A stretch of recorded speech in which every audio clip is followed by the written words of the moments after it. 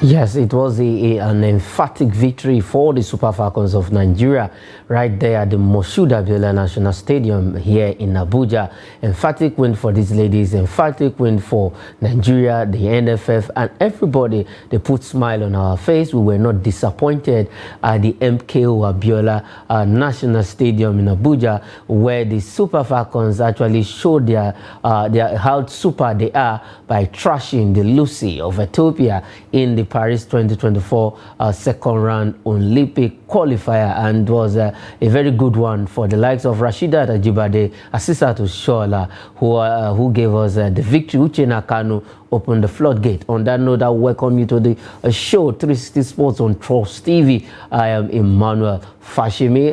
That is where we begin from on the show this lovely first day of the month of November 2023. It's a happy new month, and the Super Falcons actually gave us told us happy new month before today, and it was a good one. It was a new month gift the Super Falcons presented to us in that particular game by ensuring they defeated the Lucy of Ethiopia, and the stubborn Lucy of Ethiopians. In the first leg, it was 1-1 right there at the Abebe Bikela Stadium in Addis Ababa, Ethiopia. We played out a 1-1 draw in the Paris 2024 Olympic qualifier, but in the second leg that happened just yesterday here in the city of Abuja, the Super Falcons say, come on girls, we want to teach you a lesson, and they took the Ethiopians to the cleaners. 4 goals, 4-0 bashing, aggregate 5-1 in total, and it's a good one that these Super Falcons of Nigeria scaled through, gave us the victory, the much needed victory against the Ethiopians. It was not as disappointing like when the Super Eagles played against the Black Stars of Ghana for the Qatar 2022 World Cup. We were disappointed, but in this particular encounter yesterday, the Super Falcons say, no, Abuja, we are going to give you something to cheer about. We're going to wipe away the pains and the tears of what happened last year during the Qatar 2022 World Cup qualifiers with the Super Eagles, and they put smiles on our face. Good one, and it was an emphatic victory. Okay, I have Abba Michael is not ready from Plateau State. He will be joining us on the show. Like I said, we have the Super Falcons and 6 other countries that has already qualified for the third round of the Paris 2024 Olympic qualifiers. The likes of the Ghanaian queens are through, the South African queens are through, Tanzania. As you can see on your screen, these are the parents after that round of games that went down yesterday. Morocco, we face Tunisia, that is a North African derby. Ghana will play Zambia. Nigeria will play the Cameroon Lionesses of Cameroon after they came back from a 2 goals down, a 2-goal lead from the crested crane of Uganda. They defeated the ladies of Cameroon. The first leg, that is the crested cranes of Uganda, and then the reverse fixture that happened in Yaoundé, it was 3-0 bashing of the Uganda Queens. And now Nigeria will be keeping a date with Cameroon that will be happening at the end of this month. Then South Africa will play Tanzania. These are the teams that are remaining in the third round of qualification, and the winners of this particular encounter will get the qualification to Paris 2024 Olympics. And for the Lionesses of Cameroon coming up against the Super Falcons of Nigeria, it's going to be a repeat of what happened in the African Women's Nations Cup. And you know, it's going to be a very it's going to be a tough task, but I believe the Super Falcons are equal to the task. They also are ready to do us proud. Okay, I have Abba Michael from Plateau State joining me on the show, 360 Sports. Abba Michael, happy new month first. I had to tell you that it's the new month of November, and happy new month to you. And let's start with that victory of the Super Falcons against the Lucy of Ethiopia. Yes, of course. It's been a while. Glad to be back here.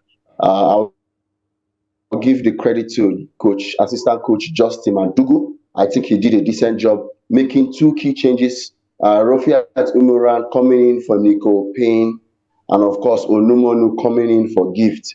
Those were two key changes that changed the narrative of the second leg. The Lucy's were stubborn in the first leg, but somehow we are happy that Rashidat Ajibade and Azizat Oshwala were at their best again. A goal and an assist for Oshwala, and of course a brace for Ajibade. This shows that Madugu is a great coach, and even in the absence of Waldrum, it shows that we still have a coach we can rely on, just in case Nigeria decides not to keep up with Waldrum. I think Justin Madugu will be a great choice for us. The Super Falcons have been our source of joy in the last couple of years. Yes, the Super Falcons have been our source of joy, and that joy they gave to us against the Lucy of Ethiopia yesterday. Now, in the first half of that game, it was looking as if the Super Falcons were not up to the task. We had to struggle before Uche Nakanu opened the floodgate in the 45th minute of that particular encounter with a very superb ball cutting in from the left side and slotting in at the far right of the post. Now, with that game yesterday, what are some of the lapses you noticed in that particular encounter? Yes, I mean, especially the very first 15 minutes, it was actually a trepid affair.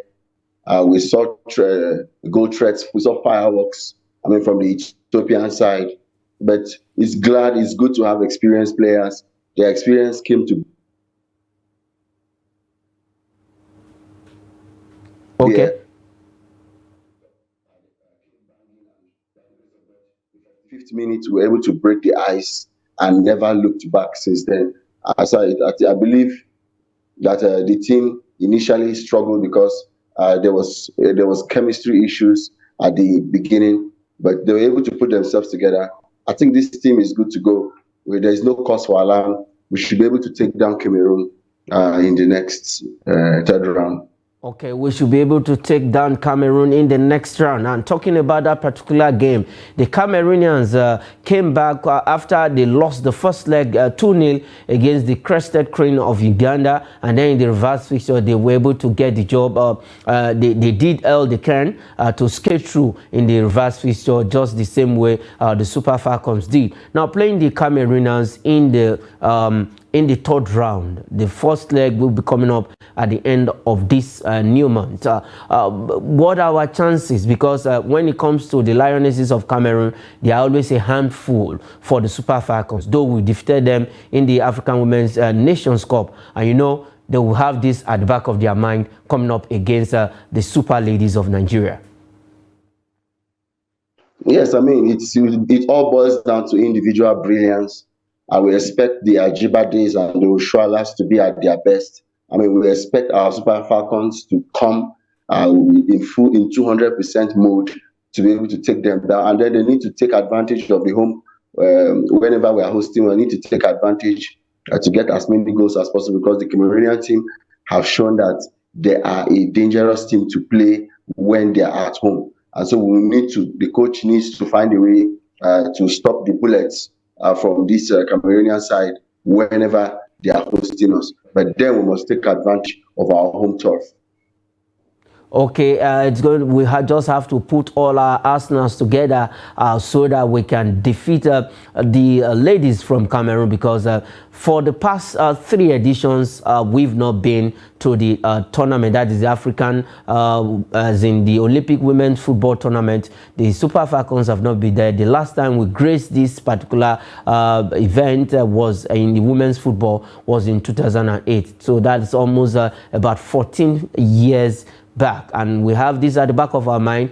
We want to go to the Olympics. We want to go to Paris 2024. 24. Okay, you've seen the teams that the pairing for the third round. Let's have the pairings again quickly one more time so that we can see how the teams are standing.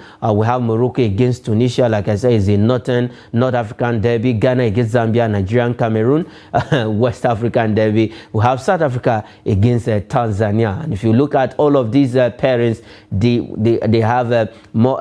All of them, me just say, all of the pairings are derbies in the African continent. Okay, let's leave that story and come back to talk more on football. Let's talk about the NPFL, that is the Nigerian Premier Football League. As it stands right now, Katsina United becoming the first team in the new season to get the hammers, the sanctions of the NPFL. They have been fined 1 million naira for security breach in their last match day 5 fixtures against, I think, Shooting Stars of Ibadan. They were, there was some issues, security breach in that particular game. Though they won, but the game was not friendly at all.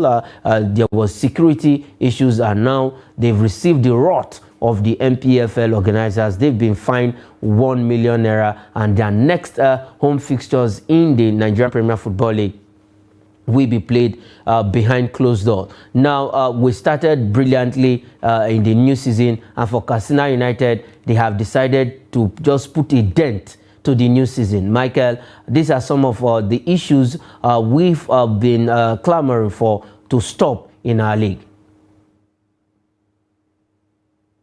Yes, of course, they call them the Econ Allah boys, but we didn't see the Econ Allah in their security apparatus. Their security operatives were not Econ Allah as their name implied.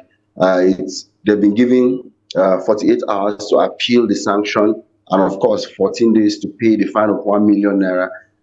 This is a very good development. We want to see sanctions like this in order to uphold the discipline of the Nigerian Premier Football League. Other teams should take a cue from this. This was truly a disservice from Katsina United. Coincidentally, they are playing Plateau United today by 4 p.m. So all roads lead to Jos Zaria Road Stadium as Plateau United faces the Econ Allah boys. But then I think this sanction should serve as a warning to other teams that they need to beef up their security if they want to. And the punishment is that they will play their next game behind closed doors without fans. I think that's good enough punishment. Yes, that's good enough for punishment. But at some point on this show, some time ago, I was of the opinion that I think these sanctions, this fine should be increased from 1 million to a very substantial amount, a very huge amount, maybe a fine of 10 million naira, and then they deduct like 6 points from you. That is my own opinion, though. But I think because a lot of they find them 1 million naira, and if you look at some of these teams, they have that financial power to pay this amount. It's just like when you ask somebody, give me 50 naira. Yes, I want to agree with you because it was that security turmoil that gave them the advantage to be able to win Sunshine Stars 3-2. And a victory is more than 1 million naira to the teams in the Nigerian Premier League. So I 100% accept and agree with you that that fine should be quadrupled so that it can serve as a deterrent for other teams who are planning to go use violence to come up with victories when they are hosting the NPFL. Okay, yes, I think the NPFL organizers need to look inward. But at the end of the day, let's have a very beautiful league. I believe other teams now will also take a lesson from what is happening to Katsina United right now. We don't want security breaches. We don't want hooliganism. We don't want any of this in our league. Football, sports in general, is a unifying factor, and we must unite to kick out hooliganism in football, in club football, in Nigeria. Okay, still talking about the MPFL. There are midweek fixtures, midweek games, and it is match day 6 where we have actions that will be going on this evening across the various centers of the match venues for all of our clubs. We have matches that will be coming up this evening, 4 p.m. Precisely, and let's look at some of the fixtures that will be coming up in match day 6 of the Nigerian Premier Football League. We have Akwa United, who are looking for their first 3 points of the season. They want to bounce back. They will be at home at Eket to host Gombe United. Heartland FC of Owerri will play host to Rivers United FC. We have Bayelsa United will leave all the way from South, that is Niger Delta. They will be in the north against Kano Pillars. We have Kwara United taking on Enyimba at home.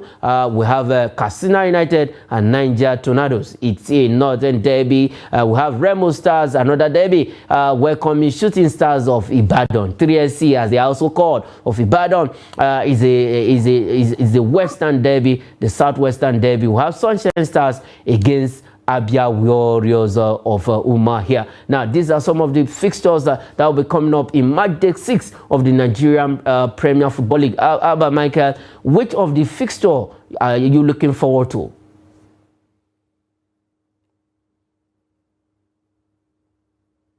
Okay, we lost Mike there. If he's back, he can join us. The fixtures, if you look at the fixtures, we have about 2 derbies in today's fixtures. We have that of Remo Stars against Shooting Stars. We have that of Niger Tornadoes against the Katsina United that has just been sanctioned by the Nigerian Premier Football League organizers. And these are 2 big games, 2 derbies in today's game. We have Akwa United, who are fumbling now, playing Gombe United. Heartland FC of Owerri, who has not started the season well, because they played so well in the NNL last season. They went unbeaten in all of their games and they got promoted to the Nigerian Premier League, and they say, hey, you are welcome to the Big Boys League. Now, they've not started well. They will also be playing a team that has not started the season well also, that is Rivers United. And Kano Pillars will do battle with Bayelsa United, a team that first scored the 5 goals of the season, that is Bayelsa United, and after then they have not really been having it rosy. And then Kwara United against another fumbling team, Enyimba, who has not been fantastic. They are the defending champions. They won the league last season. They carted home 100 million naira. How ready are they for this season? They've not also started well, though they had some outstanding games to play, but outside that, in about 2 games they've played so far, they've not really shown that glimpses. They've not shown sign of a team that is ready to defend the league. Then Niger Tornadoes against Katsina United, a derby. Remo Stars against Shooting Stars of Ibadan, a derby. And then we have Sunshine Stars who will be at Akure to welcome, that is Akure Township Stadium. They will be playing host to Abia Warriors of Umahia, who will be traveling all the way from Aba down to that is Sunshine Star, that is Akure. They will be leaving the eastern region straight to the western side of the country. These are some of the fixtures.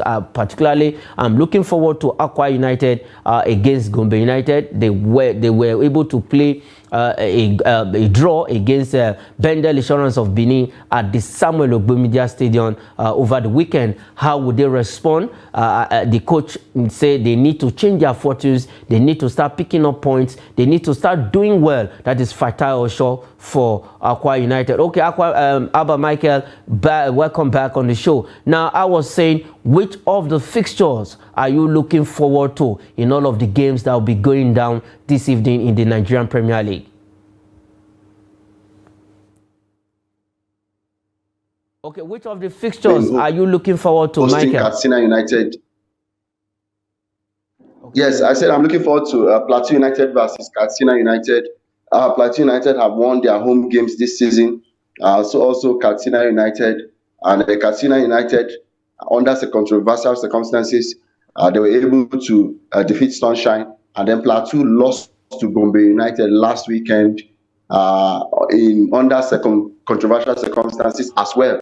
So I'm expecting Plateau United to bounce back in this fixture today.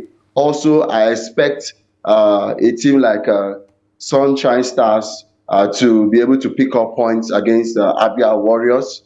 Yes, and of course, I'm expecting a team like Eyimba to be able, because they've not been having so many games this season because of international engagement. I expect Eyimba to be able to pull off a point out of Niger Tornadoes.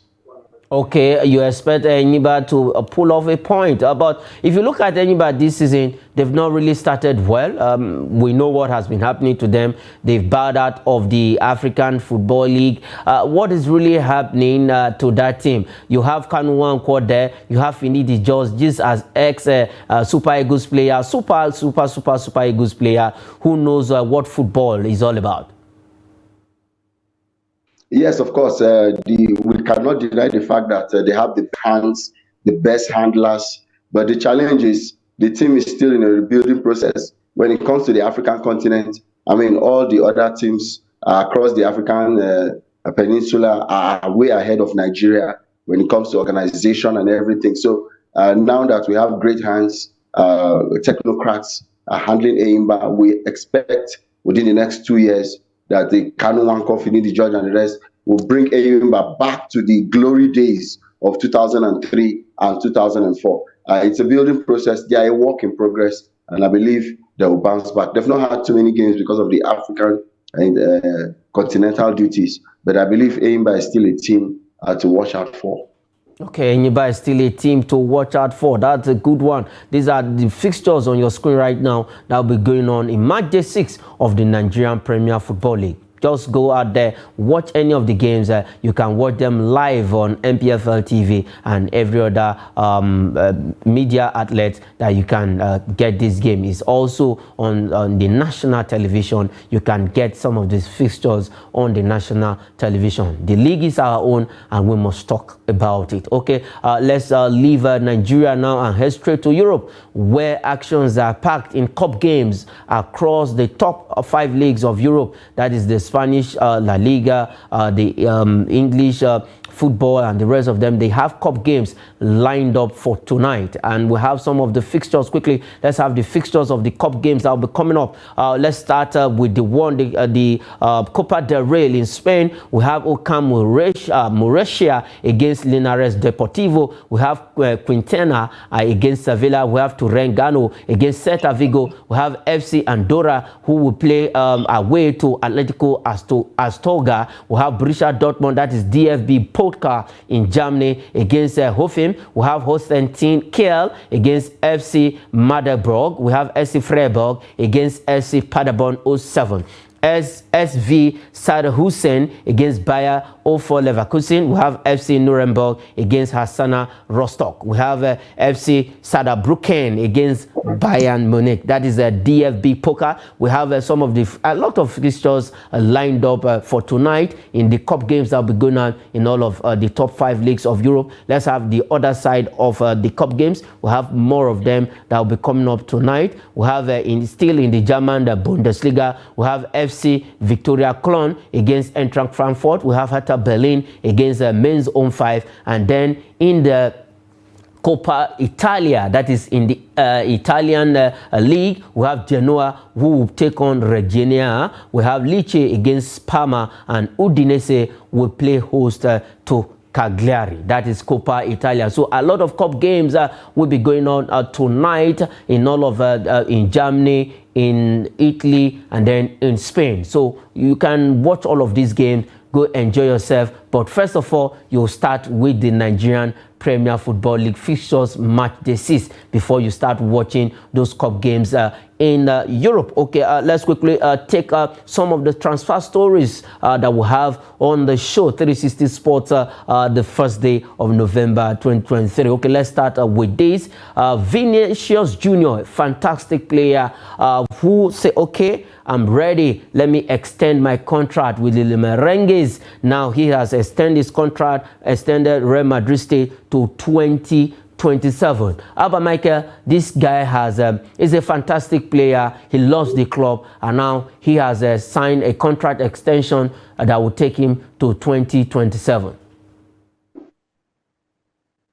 Yes, of course. First and foremost, congratulations to him. I think he was awarded the most philanthropic player by the Ballon d'Or.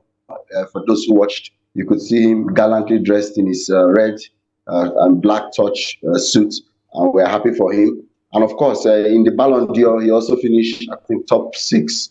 It shows he's one of the 6 best players in the world by proving himself. He has won the Champions League, he has won 2 La Liga, he has won the Super Cup, he has won 2 Club World Cups. I mean, since he joined Real Madrid from Flamengo in 2018, he has gone on to become one of the best players in the world. Of course, he and alongside Jude Bellingham are the heart and soul of Real Madrid this season, and I think he has been rewarded. That is well deserved. I will look forward to seeing him. He's a genius. He's a brilliant footballer that every team would love to have, and I think it's good news.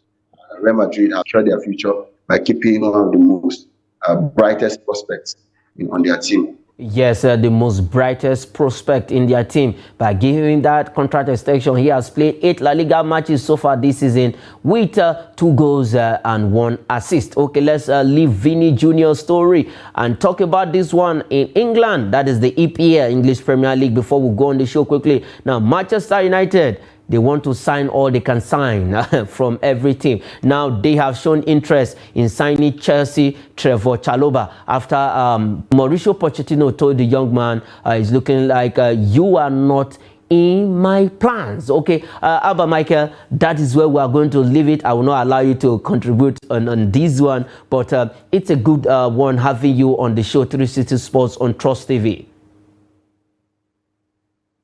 Yes, of course. I'm glad to be back. It's been a while. All right. Okay, that is it on 360 Sports on Trust TV. I am Emmanuel Fashimi saying thanks for watching.